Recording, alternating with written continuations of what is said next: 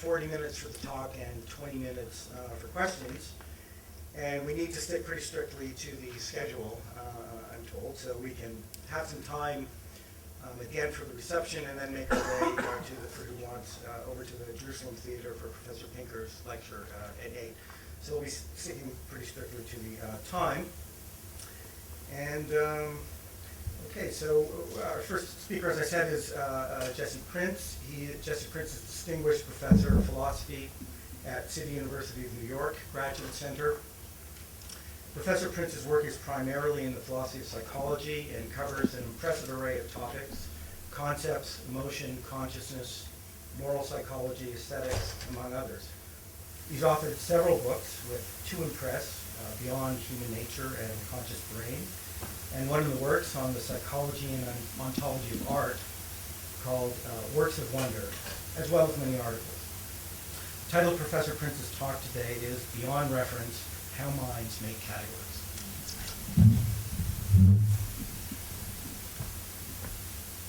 I sometimes get envious of philosophers who have sort of a late period and an early period. So this talk is really a narcissistic effort to try and usher in a late period, which is a clear sign that I'm getting old. But anyone who sees themselves as having periods also has to have a certain kind of historical perspective. So I want to begin with a kind of potted history of 20th century analytic philosophy. And for those of you exposed to this tradition, you'll know that the century was marked by what became known as a linguistic turn. And this guy, Frege, was centrally responsible for that turn. And you can think about Frege as shifting philosophical attention to language.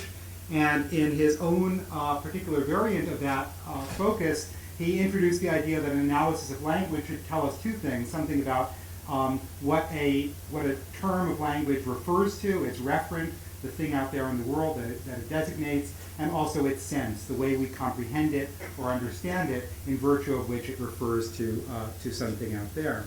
Frege's views were very influential. They not only led to a huge growth of interest in philosophy of language, but they led to the view that philosophy of language should have a central or privileged place in analytic philosophy, and that all philosophical questions, to some degree, could be reinterpreted as questions about the nature of language. And Frege's focus on sense and reference met with some detraction, even from within philosophy of language. So other important early figures in 20th century philosophy include Wittgenstein and Quine, both of whom took issue with some of the claims that Frege made, especially about the nature of reference. I put them parenthetically here because those important dissenting voices, to a certain degree, lost the battle. Which is to say, if you think about 20th century analytic philosophy as a unit, the concerns about the Fregean focus on reference ultimately dissipated, and they dissipated in large part because of a colleague of mine, Saul Kripke.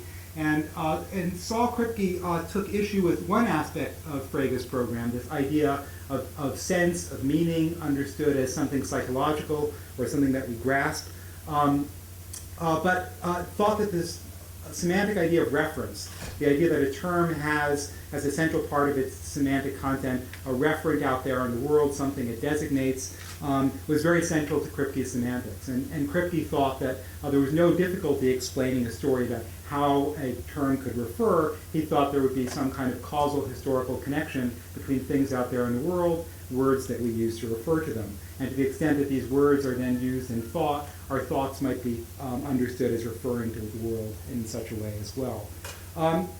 In a sort of final chapter in this potted history, a movement emerged in the early 1980s that became known as naturalized semantics. And Kripke had no particular anxiety about trying to explain meaning in terms that were not psychological or not linguistic, not semantic. Kripke himself is a dualist. He has no particular problem thinking about the world as including things that are immaterial. But for committed materialists, committed physicalists, the idea that meaning would be explained in some physical terms became extremely important. And Fred Dresky was among a number of authors who ushered in this whole research program that was designed to reduce meaning to something else. For example, reduce meaning to information, which could then be understood in causal terms. So this is basically a sort of summary of various important moves that were very influential that were made in the 20th century. And those entering the field as I did in the 1980s, effectively, 80s and 90s, where these naturalized semantic programs were popular, would have adopted this as a kind of dogma.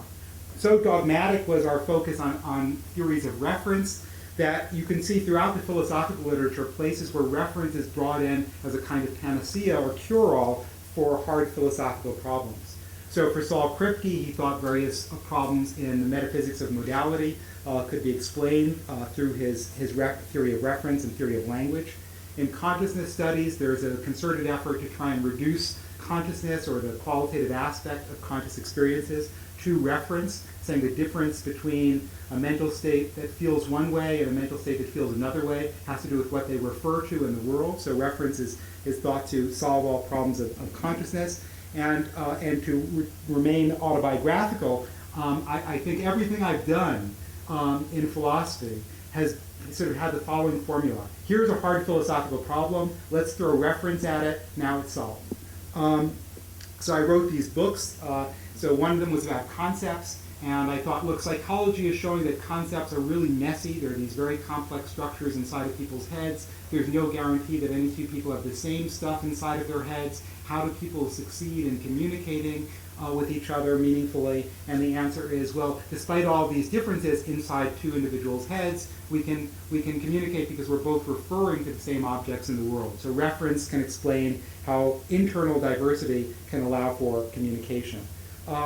In another book, I developed a theory of the emotions, and I thought emotions are these feeling states that involve perturbations in the body, and people think that view is very problematic because it can't explain how emotions are meaningful, how emotions have their significance. They're not mere pangs and tickles. They seem to tell us something about how we're faring in the world. Answer, we can talk about these bodily states as having reference, as referring to things in the world. Reference solves the problem for emotions. In a book on morality, I came to the conclusion that morality had an emotional foundation, and this looked somewhat embarrassing. There's a tradition in 20th century thought of reducing morality to emotions, but that position had always ended up with this awkward view that moral judgments, which look very much like sentences that are asserting some fact about the world, are nothing but expressions of feeling. And people thought, well, it doesn't look like moral talk is just expressions of feeling. How do we explain this if emotions are the basis of morality?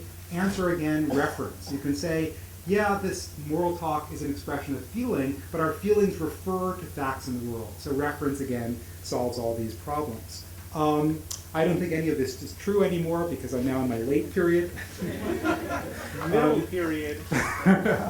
This is partially a tribute to Hillary Putnam, who's contributing to this conference, who for those of us really conditioned on this very Fregean and Kripkean philosophy of language, when Putnam gave up on reference, as it was traditionally understood, we were sort of indoctrinated to think he had gone nuts. And quite seriously, and those were the kinds of words that were used. So I think a lot of people who looked at philosophers like Putnam, who became skeptical of theory of reference as it had been philosophically understood, really thought they had gone off the deep end, that no one intellectually serious could deny reference in the way that philosophers were thinking about it. And that way of thinking about reference can be thought of in terms of the following four assumptions. So here are four assumptions that are I think, dogmas within contemporary philosophy of language and mind, and they matter for ontology, as we'll see.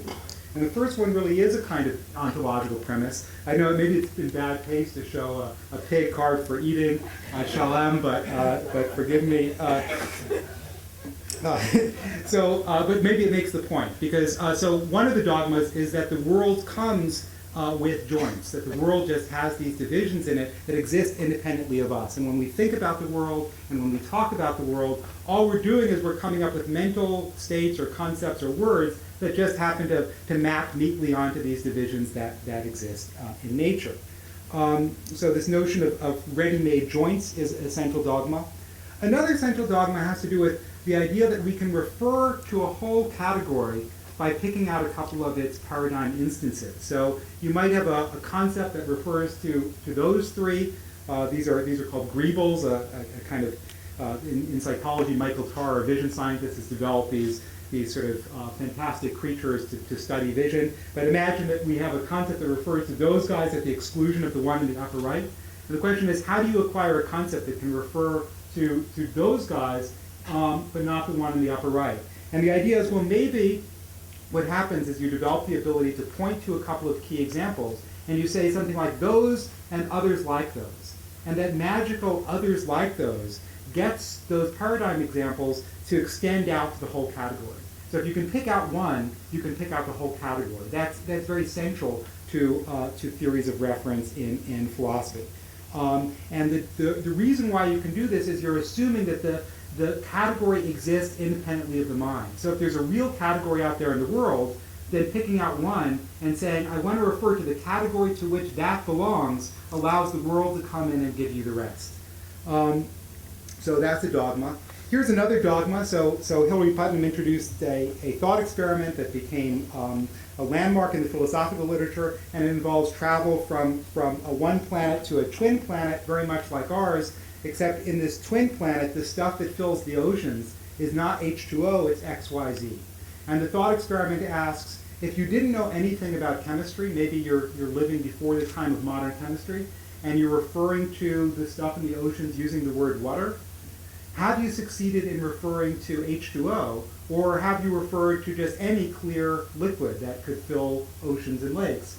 And Putnam's intuition is that even if you don't know any modern chemistry, your word water, as spoken prior to the advent of modern chemistry, has always referred to H2O.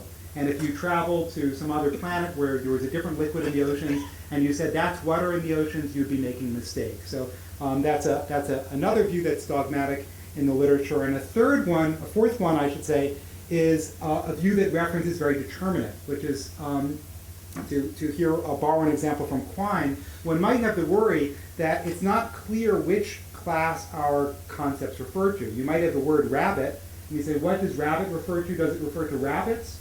Or maybe it refers to time slices of rabbits, or maybe it refers to collections of connected rabbit parts. Each time you point to something and say it's a rabbit, you're actually referring to a time slice.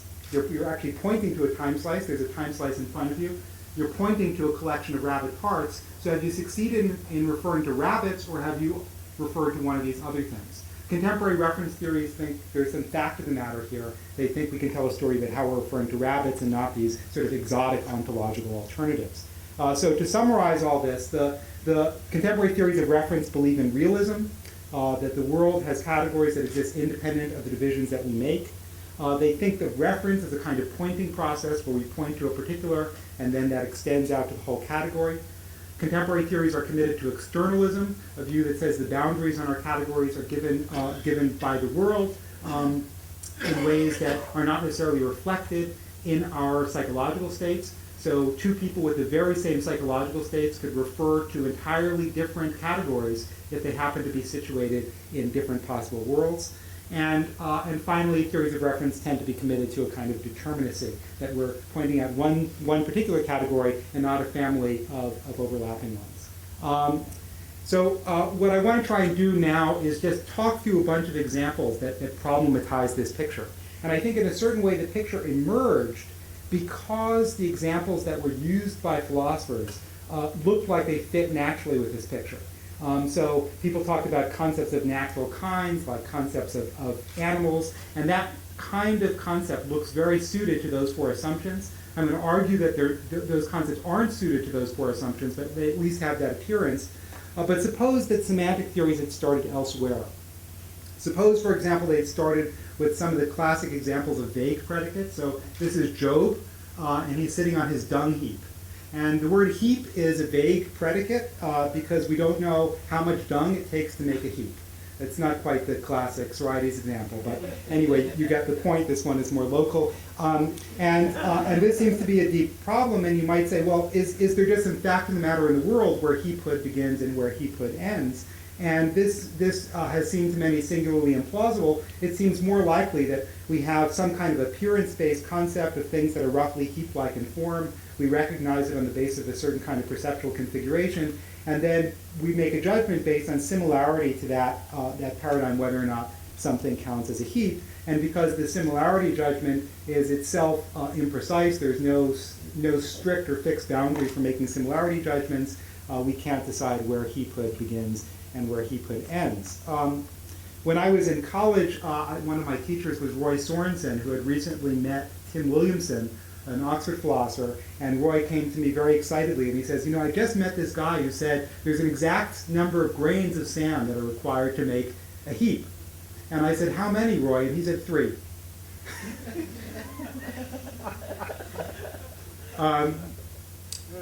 Both Roy Sorensen and Tim Williamson defend the view that vague predicates actually have precise boundaries, despite the fact that we don't know it.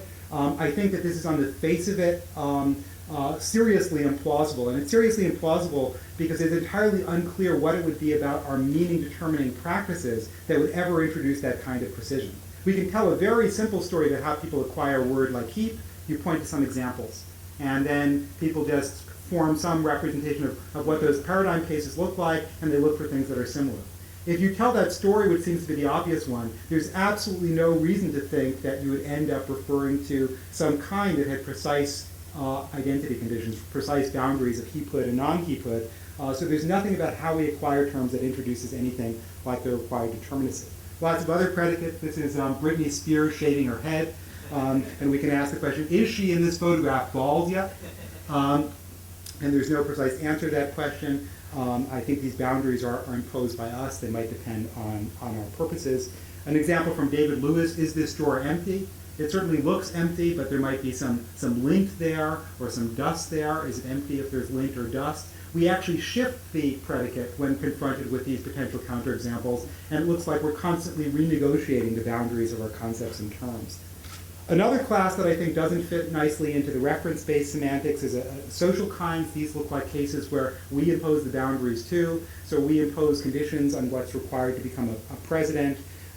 What's required to be a mother, you might think that's a kind given by nature. It's a perfectly biological kind, but we have things like adoptive mothers. And actually, if you do survey studies, the overwhelming majority of respondents will insist that an adoptive mother, is a real mother.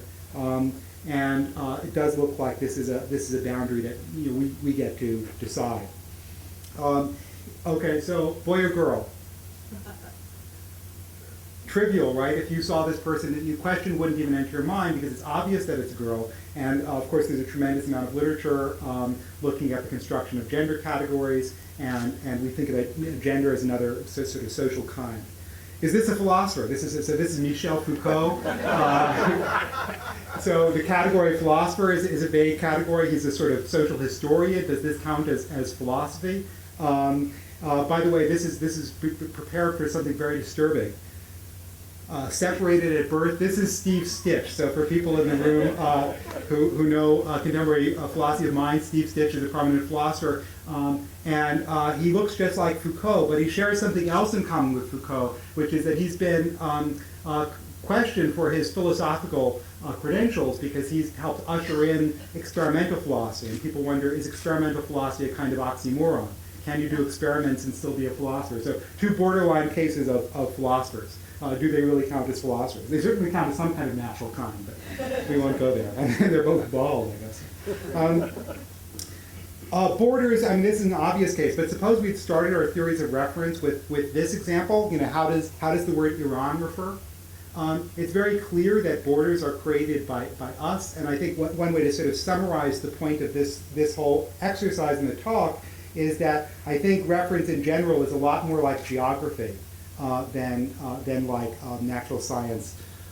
Examples of color terms or the sensory boundaries there in the world. Lots of reasons to think that they're not. Here's one. So which two of these are more alike? A and B or B and C? So how many say A and B? How many say B and C?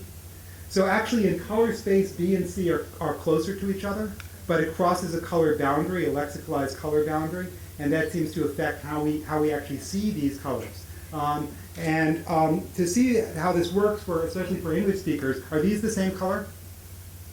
Are they members of the same family? Well, of course, that's red and that's light red. So we don't, for English speakers, light red is a sort of weird, we don't think about light red. We think of that as pink. And this is a category that has real social significance for us. So unless you're very comfortable with your masculinity, if you're an English Anglophone male, to wear pink is to risk ridicule, because that's a color, as we saw in an earlier slide, associated with femininity.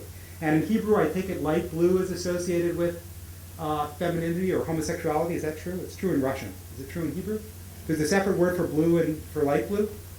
Okay, so but there's no special social significance. In Russian, light blue is associated with homosexuality. So like if my hair is this color, I really need to worry which side of the boundary I'm on. But because I'm an English speaker and I just see light blue as continuous with other blues, that's not something that's a salient difference to me. I imagine for Hebrew speakers, especially monolingual Hebrew speakers, if I put a dark blue and a light blue here, those would look as categorically different as the pink and red look for English speakers. Does that ring true to Hebrew speakers? You see light blue and saturated blue as just different colors. Temperature perception is like this too. So if you put one hand in cold water, another in hot, and then put them in neutral water, the cold hand will perceive it as hot, the hot hand will perceive it as cold. And in general, the idea of hot and cold are clearly created by us. Hot and cold mean nothing in the world. Hot and cold are not mind-independent categories. They're categories that are relative to the perceptual responses of a perceiving creature. If you look at space, this is from lovely work by the late Melissa Bowerman, who looked at prepositions in Korean and English and found that they divide up space very differently. So categories that look obvious to us as belonging together might not be so obvious as belonging together if you're a Korean speaker. Asifa Majid did a study where she gave people a blank figure like this, and she said, draw a boundary around the arm. And she did this across language groups, or draw a boundary around the leg, or just divide this up at its joints. So this is real joints of nature. These are like the most literal joints you can imagine. These are joints of the body. The whole metaphor comes from this. But if you look at how people drew the boundaries, they varied quite different. They varied quite a lot cross-culturally. So is the hand part of an arm? Depends on your language. Are the fingers part of the hand? Depends on your language. Where does the leg begin? It depends on your language. So all of these questions of division are themselves subject to language to some degree. Is this a delicious meal or a disgusting one? May depend. In art, you have various views about what counts as a good picture. These turn out to correlate with personality traits. So people who are neurotic tend to like pop art, and they also like abstract art. People who are conscientious like realist art. People who are agreeable dislike pop art, so kind of interesting here. We've been running some studies where we induce emotions and look at aesthetic preferences. So if you make people do jumping jacks or watch a scary movie and then have them assess abstract paintings, we found that as compared to a control condition with no emotion induction, people tend to find the jumping jacks will produce a slightly higher rating of positivity, but fear really does it. So terrifying people makes art much more beautiful. So the boundaries of beauty seem to be imposed by us and imposed by our emotional states. This is just a quick aside, but I'm running some studies actually just over the last week and the coming week where we induce emotions to affect not only how good a picture is, but what's seen in it. So in this picture by Degas, we induce both sadness and fear using music. And when people were in the fear condition, they thought it was more likely that this was a woman about to be kidnapped who was concealing a weapon so she could defend herself against the kidnapper. And when we induce sadness, people thought the more likely interpretation is this is a couple that just broke up and the guy is melancholy watching his soon-to-be ex pack in order to leave. So it's a forced choice. We give them these different interpretations. They prefer the one that goes with the emotion. Oh, what did you just see? How many say a squirrel? How many say an alligator? Oh, how many say both? So it's an ambiguous figure. So it can be seen as a squirrel or an alligator. So we're starting to run studies where we induce music and we're trying to show that perception of what's in these figures is affected by your mood. With morality, when should I stop, by the way? You have about 20 minutes. Okay, good. With respect to morality, you can also make a case that the boundaries are imposed by us. So this is a study that I ran with Kendall Eskin where we induced emotions through beverages. So we had some pleasant beverages like this sweet drink and water, and then we had a disgusting bitter beverage that apparently is popular in Sweden. Are there any Scandinavians here today? Okay, so we can say whatever we like about the Swedes, clearly barbarous people. Vikings. So after tasting these different beverages, people thought that the very same scenario was much more morally wrong if they had just had a bitter beverage. So tasting bitter beverages makes people morally bitter. So the boundaries there seem to be affected by our mood states. It's not just bitterness, you can show it with anger. So with Angelica Seidel, we induced anger through music, which I'll play for you. A couple of you have heard this, and I really apologize, especially to those who have to hear it a second time. But we wanted to play very irritating music and then ask people questions about morality. So here's our irritating music.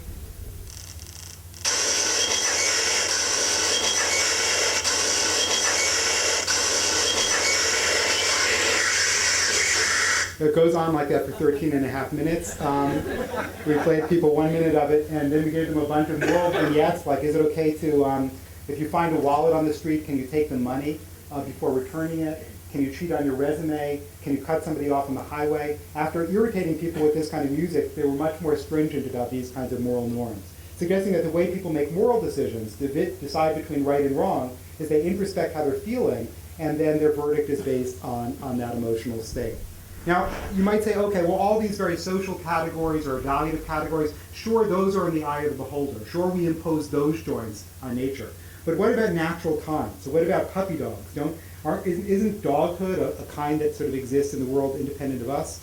One just first move on this is it's very clear that when we encounter a particular example and we have to extend outward and say more of those, we need to make a certain kind of decision. So one kind of decision that we make is this kind we want to classify on the basis of certain morphological similarities like those, or is it a kind we want to extend out to a wider range of creatures that may bear some morphological similarities, but not others? So in philosophy of language, this is sometimes called the qua problem, from Michael Devitt and Ken Strelny, and the idea is when you encounter an instance of a kind, you as a language user or a thinker need to make a decision about what the similarity metric will be that determines the extension of your category. So already reference is being determined by some kind of decision that the thinker makes. But even once you've decided to go for those ones that are morphologically alike, there's a question about what are the boundaries of the category you've referred to. What's the boundary of doghood? And this turns out to be a matter of scientific debate. So some people try to classify dogs on the basis of their intrinsic properties, like a doggy genome. And others try and classify dogs on the basis of their position in an evolutionary tree, a kind of cladistic approach to classification. And scientists battle this out, but the battle is not supposed to determine the pre-existing fact of the matter. It's not that doghood was just some property in the world that we need to discover. Rather, there are just very different ways to group things as dogs. The class of things we consider dogs could be brought into a larger class based on underlying genetic similarity or based on position in a cladistic tree. When scientists duke this out, they're trying to find a classification method that's most useful for doing science, not the one that's objectively true. So if you look at scientific practice, it doesn't look so much like discovery as a certain kind of decision making. When people say water is H2O, that itself is a decision. Should we include the impurities? Should we include things like isotopes, heavy water? Do those count as water? That's a matter of decision, not discovery. And if you look at folk classification, this is from Barbara Maltz, you can show that people have views about water that don't perfectly track H2O. So for instance, if asked whether tea is water, most people say no. But tea is overwhelmingly H2O. And if asked whether sewer water is water, people say, oh yeah, that's water. And they ask, how much H2O does it have in it? And you say, well, not much. Here you can see the numbers, 77%. So the percentage of H2O doesn't predict people's judgments about whether something counts as a case of water or not. Other factors matter, such as its function in human life, its superficial properties, how it appears, where it comes from, as well as its microstructure. So in ordinary classification, people's boundaries are drawn on the basis of a much wider range of things than science tries to impose on us. Were we capable of referring to water before modern chemistry? So here's the founder of modern chemistry, and you can ask, did people before this guy succeed in referring to H2O when they used the word water? Putnam invites us to have this intuition, and he thinks that it will be obvious to everyone that we could refer to water before knowing its chemistry. But I don't have the intuition at all. I think I used to. I think Joseph Stern is in the audience, is responsible for this, since he taught me theories of reference when I was in graduate school. And so I think anyone educated in this tradition says, yeah, it's just obvious that if you move to twin Earth, you would be continuing to refer to H2O, even if you had never known anything about chemistry. So I think this intuition is really very, very dubious. It's totally unclear whether this intuition isn't imposed by the presence of modern chemistry. So we now have an explicit policy of referring to H2O. So that's what we continue to assume. We always did, but that might have been a matter of scientific choice. The science could have chosen by fiat to use the term water to refer to a variety of different similar-looking chemicals. But more importantly, it's not clear how reference could ever get us to refer to H2O prior to modern chemistry. How would this work? So you're in causal contact with these clear liquids, right? So how do you refer to H2O? Well, there's a lot of different chemical descriptions that could be used to talk about these different samples. So for example, do the impurities count or not? There's nothing in our practice that would determine that. And suppose you presented somebody before modern chemistry with a glass of something that was chemically different from water, like XYZ, they would insist that it's water. What is it about their practices? What is it about their causal relationship to the world that determines that they shouldn't be referring to that XYZ as water, that it's a mistake? So I don't think theories of reference have given us a mechanism that would allow us to lock on something independent of our beliefs about it. Of course, once you acquire modern chemistry, you can explicitly say, I want to refer to whatever the underlying chemicals are of that substance, without specifying those chemicals. But that's still referenced by description to a certain degree. You've specified the level of ontology that matters for drawing the division. Now, the most sacrosanct category in this domain is proper names. So people say, look, proper names refer in this causal way. They don't depend on our practices, our decisions, our arbitrary fiats. And this has been the paradigm case for defending these philosophical theories of reference. Kripke, who we just saw on the last slide, tries to argue for this in a number of ways. One of his methods is to use these thought experiments. So he uses a thought experiment about Kurt Gödel, and he says, look, if somebody else had discovered the incompleteness theorem and had just lied and used Gödel's name, and Gödel had never discovered it, he had just, or Gödel had plagiarized it from some other guy.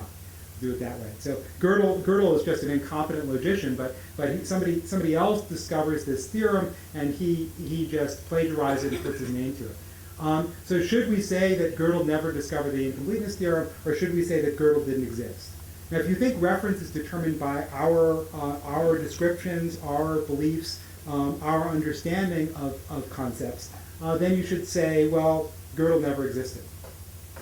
Because it's part of our concept of Gödel that he was the discoverer of the incompleteness theorem. Kripke says that's absurd. Clearly, Gödel would still be Gödel if he had never done anything in math or logic, so the name refers in this causal way independent of the knowledge we have of the individual. Edouard Macherey got interested in whether this intuition was cross-culturally shared. So he conducted a version of this thought experiment with a Western and a Far Eastern sample, and he found that the majority of Far Eastern respondents actually had the non-referential, the descriptivist intuition. They thought Gödel wouldn't have been Gödel, or the name Gödel wouldn't refer. And that might be puzzling to our ears, but if it is puzzling to our ears, notice still that it's because of a decision that we make. We choose to use a term to refer to individuals on the basis of, say, their birth, genetic identity, their biological identity, independent of their activities in life. We could use proper names differently, and in some contexts we might. And even with this, there's a lot of uncertainty that requires fiat to draw boundaries around the category. So consider a fetus, or consider better yet, me as a fetus. Does the term Jesse refer to that fetus? Imagine that the fetus that became me was aborted. Did Jesse ever exist? And it's not at all clear whether the term, the proper names that we use extend to fetuses. That's a decision we would have to make. There's no scientific discovery that could settle that question. There's no scientific discovery that could settle, right? There's no scientific discovery that could settle whether a person in advanced senility deserves to be called by the same name. Are they the same person? Should names track personhood or not? These are decisions that we can make, and they're mostly unresolved given our linguistic and conceptual practices. Suppose you're convinced by this guy, Derek Parfit, that personal identity shifts constantly. So as your life advances, you're constantly becoming a new person. So Parker thinks that identity has to do with these psychological connections of things like memory, and because you can't remember your early childhood, or in my case, I did a lot of drugs in high school, so high school is just this terrible blur to me. I have no memory of it. So there's just this discontinuity between me and my past. Am I the same person? Suppose you're convinced that I'm not.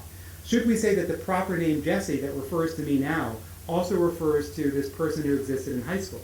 Or is it just a coincidence, or a sort of easily explained coincidence, that person happened to have a very similar sounding name? I think that's a question we would have to settle by decision, not by anything about our linguistic practice. I got interested in this notion of personal identity, and I got to thinking that maybe it's not just these identity connections through memory, but other things matter as well. And in particular, I got interested in the idea of moral identity. So this is the idea that being the same person requires having the same moral values. So when someone there are all these people who go through political transformations, like Kristall, when he became an arch-conservative, a neocon, did he die? Was he like a new person? Was Patty Hearst a new person when she was brainwashed?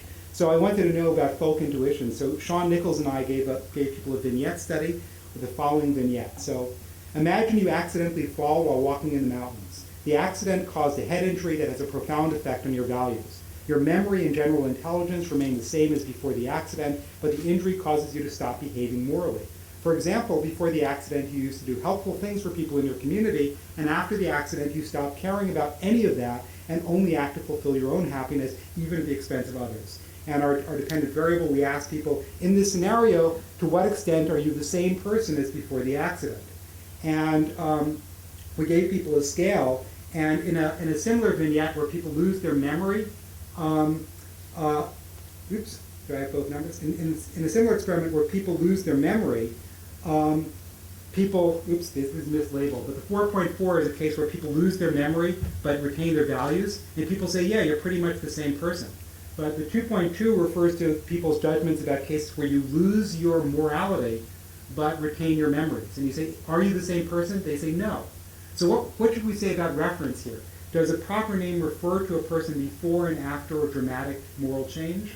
I think if you look at these ordinary intuitions, there's at least reason for doubt. But the key point for us is not that there's some fact of the matter. I think these are kind of cases that need to get settled as they arise. And settling them is a matter of decision, not determined by prior semantic policies. Do proper names refer to individuals after they die? Entirely unclear. In fact, it's entirely unclear what death is. So, for example, in Japan, both in the legal system and in popular morality, brain death doesn't count as death. So if you're brain dead but your heart is still pumping, you might be considered alive in Japan. So you might have a view that, well, personal identity stops and hence proper names stop applying after death. At a certain point, proper names have to stop applying, right? So if I just become a mound of dust, if I just, I'm in my coffin, I decay and become one with the earth, the name Jesse no longer refers to anything. It doesn't refer to these distributed molecules of former me that are now intermingling with the earth. But where does it stop? It depends what death is, and death itself is another concept whose boundaries are determined by decision. The upshot of all of this is you might have begun thinking about reference on the model of a kind of pointer. We sort of point out one individual, and we say others like that, and you succeed in referring to the whole category. And I think all of these examples, even using the cases that are supposed to be good for these pointing theories of reference, like natural kinds and proper names, show a much greater degree of human decision in determining reference than I think the contemporary orthodoxy would have us believe. So I think the prevailing views about reference are in need of a kind of correction. And for those of you who have had some exposure to naturalized theories of content of the kind that Dretske advanced, just a few quick remarks for you. First of all, if like me, you got really excited because of the word naturalized, and you said, oh, these must be good theories of reference because I like things that are natural, you've been duped, you've been fooled. I was completely fooled by this tradition. The term naturalism is really a kind of a deception here, and it's a kind of deception because even though these theories of reference are trying to explain reference in non-semantic terms, they're presenting theories that have absolutely no empirical validity. And if you want to be convinced of this, think about how Ruth Millikan and Jerry Fodor might settle their debate. or Jerry Fodor and Fred Dretsky. Is there some experiment they could run that could decide which of these theories of reference is right? And this is just for people who know these theories, but if you've been exposed to this literature, it's a striking fact that in this vast literature on naturalized semantics, there's not a single point at which anybody advances a bit of empirical evidence or puts forward a possible empirical test to decide between these theories. Because there is no test that would decide between the theories themselves are fiat. And in any case, if you look at these theories, you can see straight away that the theories wouldn't give us what their authors want, which is a kind of determinacy of reference. So if you take Jerry Fodor, he thinks the project of doing naturalized semantics is to find the natural relation R that exists between, say, our concept dog and this exact property doghood, our concept rabbit and this exact property rabbit. But he tries to come up with such a relation by talking about a kind of causal covariation that exists between mind and world. But it's precisely against the background of such a theory that Quine in the 1950s arrived at indeterminacy conclusions. He said if all we have is causation, connecting mind and world, that can never add up to determinacy of reference because a causal encounter with a particular leaves open the question of what property of that particular, what class that particular is the one that's come into contact with the language user. So in principle, these accounts look relatively hopeless when providing determinacy of reference.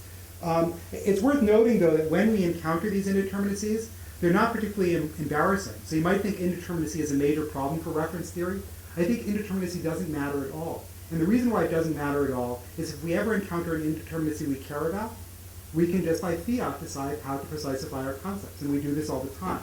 And for the most part, these indeterminacies don't matter one whit. So all of this philosophical energy that's spent on trying to get our concepts to refer determinately, I think are fool's errand, first of all. We won't succeed. But also, it's totally unnecessary for explanation.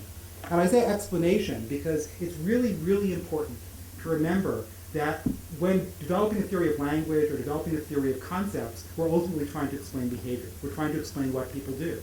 And if you could come up with some theory of reference that made it work out that my concept refers to some exact, precise, determinate kind, but ex hypothesis, that's a distinction that I can't know, I can't explicitly represent.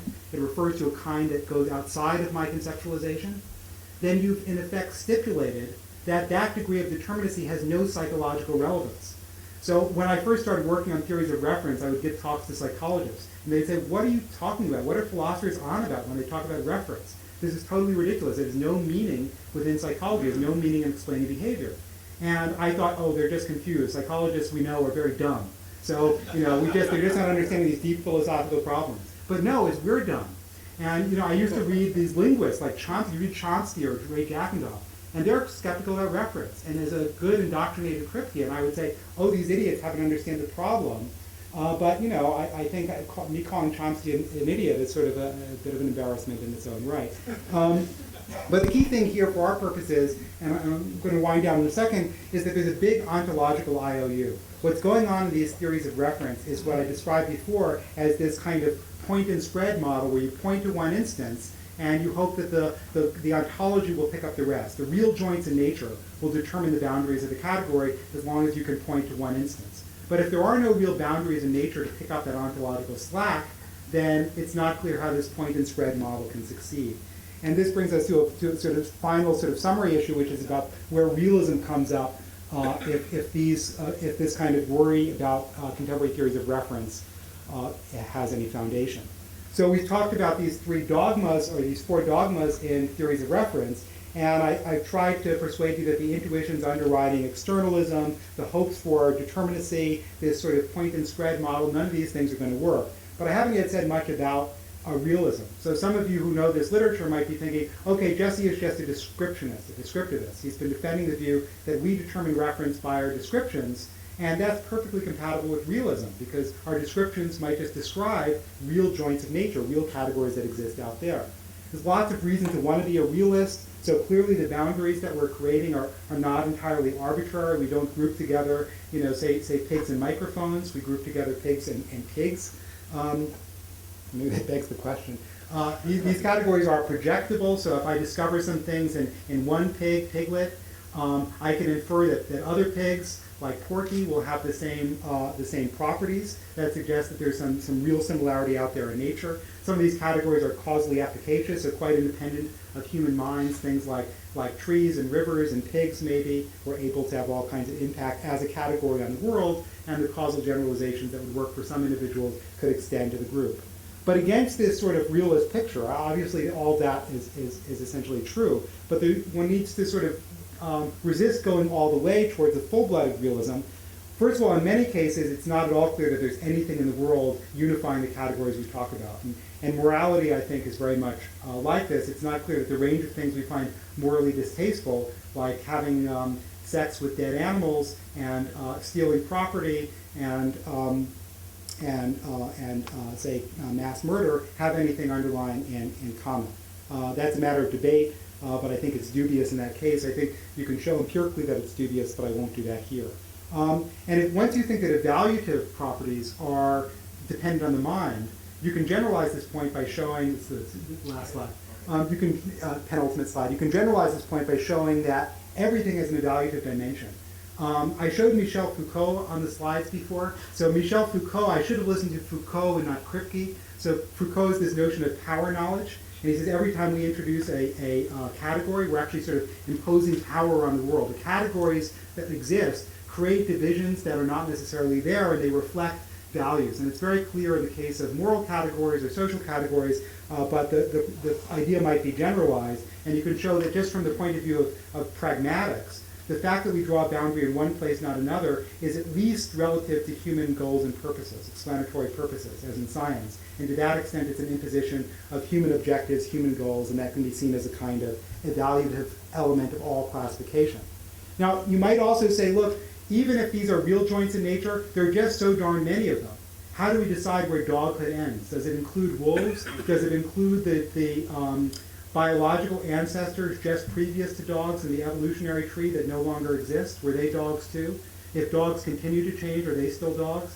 We talk about transhumanism now. If we get into modification of the human mind through external means, have human beings ceased to exist? I think that this kind of question shows that for every category we can point to, there are lots of near neighboring categories for which there's no fact of the matter which one we've been referring to, because the categories are so tightly packed together. And this leads to an indeterminacy of reference. When we use a term, it's not clear which of several neighboring categories we're referring to.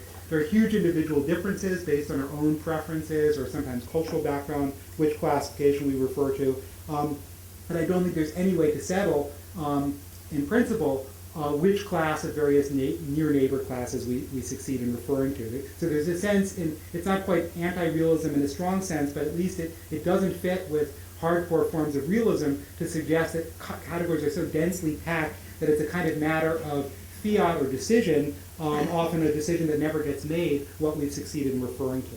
So some implications. So I think a theory of reference, first and foremost, requires sense. I think the move to sort of Kripkean semantics was just based on a mistake. Even within Kripke's model, it's decisions, semantic policies that decide how our terms are going to refer. So the senses are doing a big part of the work in shaping the boundaries, settling the boundaries between categories. And I think this is not just true for social kinds or moral kinds. I think it's true for all kinds of kinds. And this suggests that trying to solve big philosophical problems by positing a robust form of realist reference is probably not going to be especially helpful. But finally, I think all of the morals of this can be thought of in terms of a psycho-ontology, a psycho-ontological theory. So here's just a sketch of one. So imagine, it's a familiar one from the nominalist tradition in philosophy, but imagine we live in a world of fleeting particulars. These particulars have no temporal depth. That is, it's not clear what the identity conditions that make one particular the same over time, and they have no categorical extension. So the particular isn't a member yet of a class. We just have this world of particulars. Of course, there are lots of similarities between particulars that we might pick up on, and given the kinds of sensory apparatus we have, certain similarities might become more salient or interesting to us. There's also top-down effects, so the words we choose or the goals we have might lead us to identify other similarities, and we use these for kind of classification. We generate a prototype based on some similarity class of individuals, and then we develop theories around these prototypes, like what's the underlying principle of grouping or individuation that allows us to extrapolate from the prototype to other members. And then I think when we discover that there are indeterminacies in how our prototypes lock onto categories in the world, there's no fact of the matter which boundaries exist for any of our concepts or words. We need to just settle this by decision. So we created. Jesse, I love your talk, and since I'm limited to one question, I'm going to make a comment, and I'm going to make a question. The comment is that the continent history could be made just as well from the continental European tradition, beginning with Nietzsche, in terms of representations. Instead of using the word reference, you could trace it through Heidegger and Adorno, and etc. And Herzl, in particular, even though he's out of fashion, this notion of duration that you mentioned before, the question of flux, is a very rich tradition that may and may not be reactivated.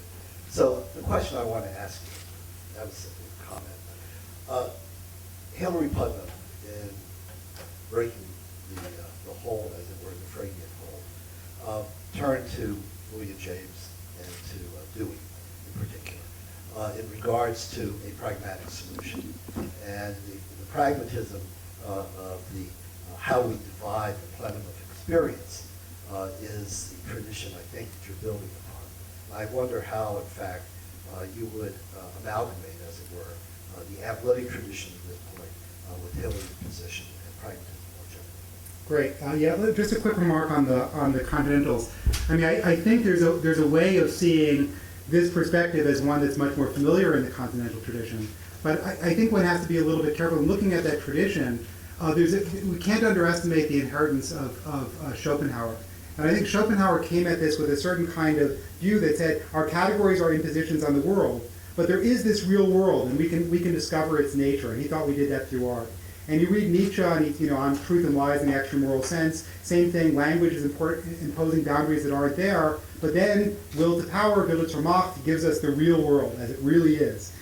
You read Heidegger, he reads like a romantic. I mean, Heidegger, he talks about the object and the thing, and he says, the object is this imposition of human scientific description, but the real thing is the thing, das Ding, and, he tells us this story that sounds like there's this, objective nature to reality that we're just missing because of our scientism or something like that. So I think there's a certain kind of romantic preoccupation with getting the world right that runs through that tradition, and I think is deeply problematic.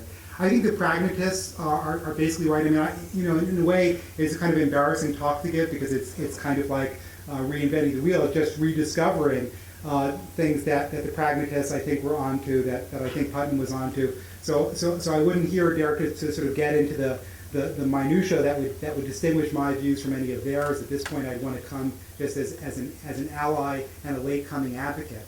But there is a methodological difference, which is I do think that there's a sense in which we have a new set of tools for trying to make progress on this debate between realists and their opponents. And as somebody coming out of cognitive science, I want to suggest that we have empirical resources that can lend support to this case. And so I want to point out a kind of hypocrisy that the most scientifically oriented philosophers have bought into this strong form of realism. But if you look at both what the science shows and what scientific practice looks like, the pragmatist picture is much more plausible.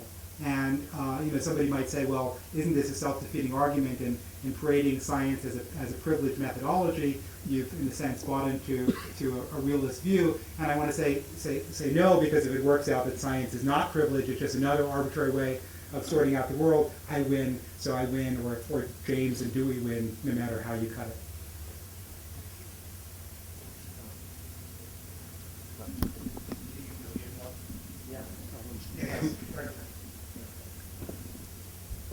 Hi.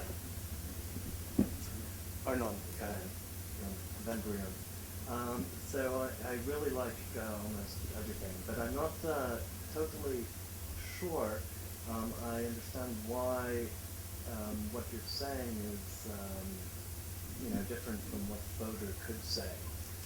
He loves properties. There's infinitely many of them, as many as you want, and they're all out there in the world, right? And similarities are there in the world. It's not, we're not inventing, we're not somehow placing them there or something. They're there. We're just picking up on certain similarities and not others. And so it might be a matter of mathematics or linguistic customs in particular locations, particular times, particular questions that we ask that will motivate us to pick up on certain sets of similarities, but that doesn't mean that the similarities are any less there.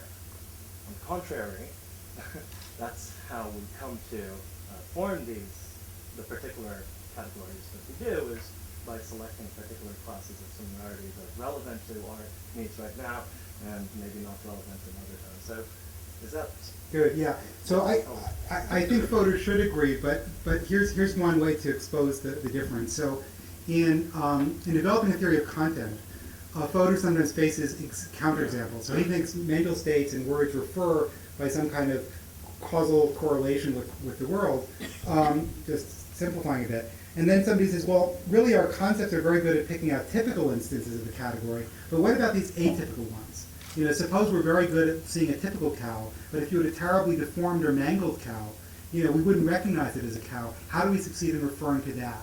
And Fodor's answer is simple. It's to appeal to the existence of an external property and natural laws. He says the law that gets a typical cow to cause us to say that's a cow is a law between the property, the world-given property of cowhood, and our mental states. And because it's the property of cowhood, it turns out that I've been referring to a class that includes this hideously deformed cow. And so that view is really, that's the ontological IOU. And what I want to say is there's no way to settle that ontological IOU without a form of realism that it's really extravagant. Because with respect to real categories in the world, there is a real category that excludes deformed cows and has only non-deformed cows. How do we know we're not referring to that? And the answer to that question is it's up to us. And we've made a choice. We have semantic policies that say we want to use these animal kind terms to extend to genetically typical and genetically aberrant cases. But we could have chosen otherwise. And there's nothing in the correlations that settle this. It always comes down to a kind of decision.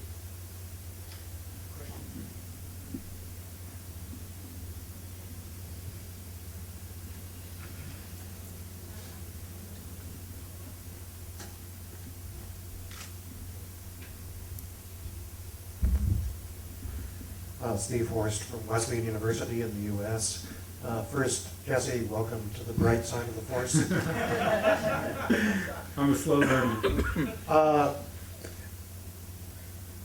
think I have a slightly different take on the history of how the referentialists took over philosophy in the 20th century. And it wouldn't be so much linguistic philosophy as that the logicians were the ones driving things. And what logicians were interested in is truth-preserving inference. And the kind of concepts you need for a tidy logic are the kind that have sharp boundaries and work well in nice extensional classes. I'm wondering how far you've thought through the problems that are going to arise when you try to come back to logic from the way you're looking at concepts now. It seems to me that it's very plausible biologically that we actually have a very different kind of conceptual mechanism than what's needed for the logic that we want to use. Plausibly because the conceptual mechanism came along millions of years earlier than we had brains that started doing inference.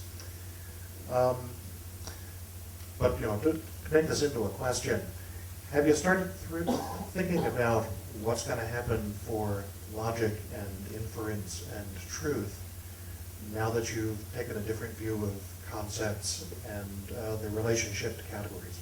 Great, yeah, I mean, a big question. I actually got my start thinking about just that question. So when I was in college and doing philosophy, I wrote my honors thesis on vagueness logics, and I had actually developed a logic of vagueness that I can tell you all about at some point. But so I was very interested in this mismatch between classical bivalent logic and big swaths of natural language.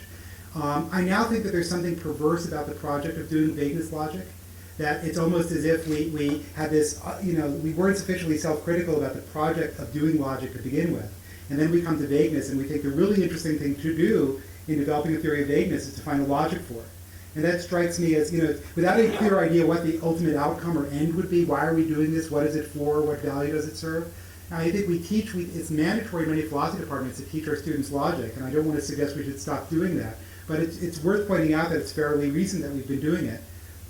It's not clear they use it in their work. They certainly don't use it well. And I think, a case could be made that we'd be better off teaching them something like statistics or probability theory. Not just because they're more useful tools, but because they do a better job of characterizing these things like meaning and inference that we're so interested in.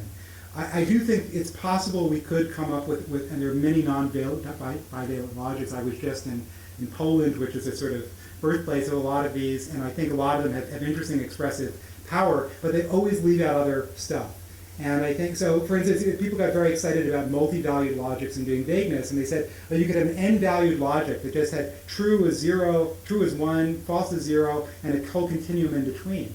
But that's to assume that all vagueness comes in degrees. So suppose I give you a sentence like a teepee is a tent, or a raft is a boat. It's not clear that the problem here is any gradations. It's just that our concepts are semantically undetermined in a way that leaves open boundaries for classification. And I think the logics will always constrain us to a particular view of the source of vagueness. And unless we spend some time doing the psychology and figure out where vagueness comes from and why it has many sources, we'll be led astray in this kind of monolithic project of formalization.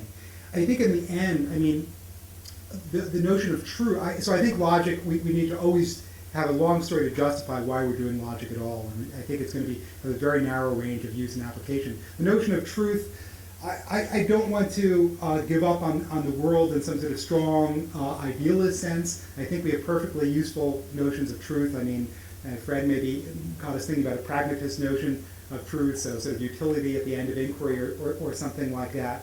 But I think there are very mundane and familiar notions of truth that just have to do with a certain kind of behavior of confirmation, checking your claims, knowing how to test them, and deciding whether or not you got it right. And the standards for truth are going to be as varied as the domains of discourse. So getting it right, and this is a good main point, getting it right in poetry may be very, very different than say, getting it right in some domain of science. So I think truth becomes a very polysemous concept, but that doesn't render it useless. Okay, well, maybe we can fit in one more quick question. Right here. I don't need the mic.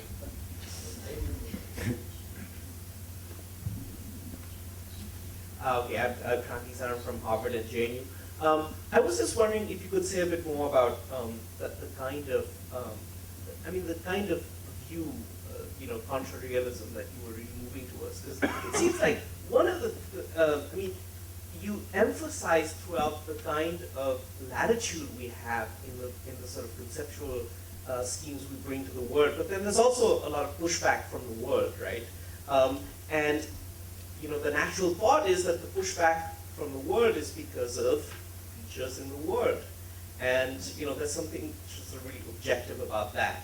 And I'm just wondering, sort of, where on your current position, how exactly you sort of take account of that, because it seems like we're getting back to a world with some kind of joints, sort of objective features that are sort of guiding our classification. Yeah, I do think it's a kind of negotiation. Even the metaphor of carving is compatible with that, because anyone who's done any carving knows you're dealing with real material, and the material has certain properties that affect how you carve. And if you hit a knot in your wood, you're going to have to go around it. So I think we are in constant confrontation with the world, and the world is helping us make decisions about which boundaries we want to draw. And it's certainly true that once we've imposed a semantic policy, like I want to refer to a chemical kind, or I want to refer to a cladistic kind, then it's just up to the world to determine what the boundaries are.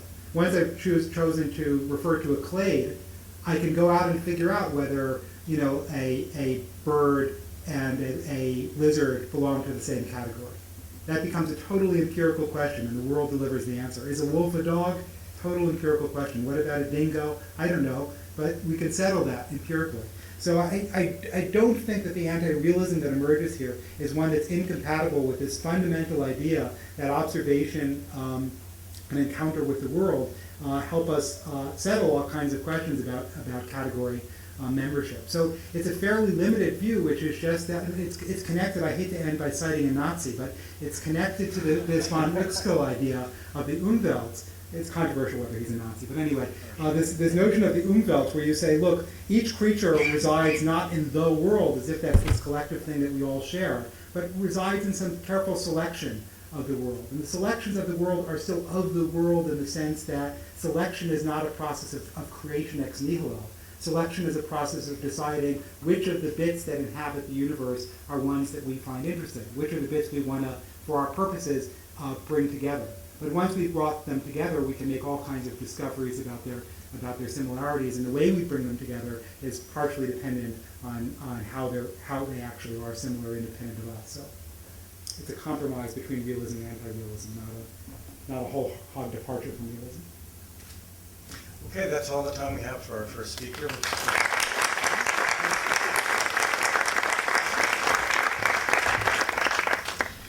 Okay, our next speaker is Oren